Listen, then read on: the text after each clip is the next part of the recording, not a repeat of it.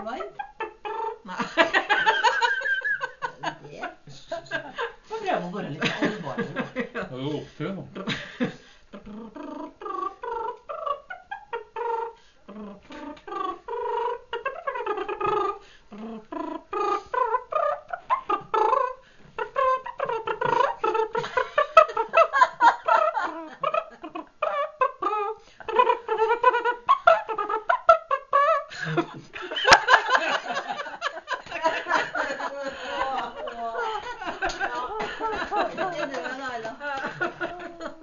Hertvers. Ja, hertvers, ja. Hva er hertvers? Ja, jeg fikk ikke helt gjennom det. Det er mange nå. Fire. Nei, det er 14.